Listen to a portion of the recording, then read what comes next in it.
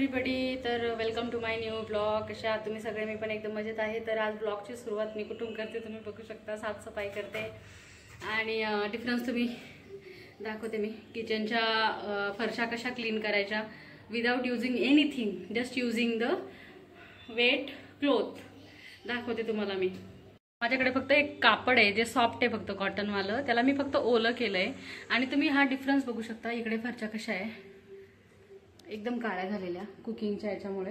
आणि त्याच्यानंतर याच्यावर एकच कपडा फिरवलाय, बघा कसं झालंय. आणि हा पूर्ण क्लीन आहे. इथे तुम्ही बघू शकता किती सुंदर निघतं. फक्त पुसून मला खूप टेन्शन आलं होतं ऍक्च्युली. मागच्या वर्षी तर मी साबणाने घासून काढलं होतं, बट आज अचानक ना बाय ऍक्सिडेंट माझ्याकडनं कपडा फिरला आणि ते खूप क्लीन झालं लगेच. म्हटलं इथं इतकं इझी आहे. तर अशा प्रकारे मी क्लीन करते. दिवाळीच्या टायमिंगला पण ऑफकोर्स होईलच, पण आता म्हटलं थोडं दसऱ्यामुळे थोडासा क्लिनिंग करून घेऊ घरामध्ये. हे बघा तुम्ही बघू शकता किती सुंदर क्लीन करते मी, एकदम भारी. चला तर मग भेटूयात, बघूया काय काय होतं अजून. Till then stay tuned. फरशा पुसते, मम्माला हेल्प करते ना. बघ माझ्याकडे एकदा, लुक ॲट मी. देवबापाच्या पुढे पण पुसा, तिथे जरा मला काळं आहे, ते राख पडलेली होती ना. Look at my girl, he is helping me today. बरे रॅन्डम आहे, बट जिथं मळलेलं आहे तिथं पुसते ती.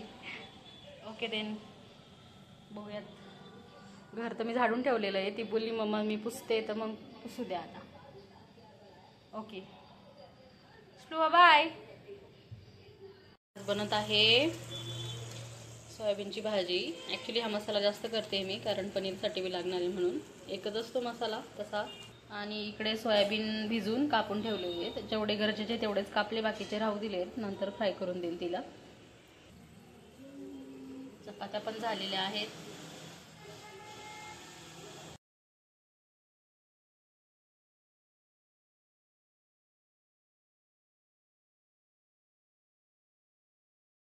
ग्रेव्ही अशी काचेच्या डब्यामध्ये भरून ठेवते. ती थंड झाली का मग तिला झाकण लावून फ्रीजरमध्ये ठेवून देते मी.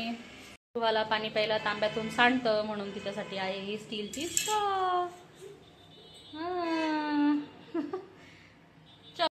एकदम मटणाच्या भाजीसारखी भाजी आहे आमच्याकडे, सोयाबीन चिंग्स.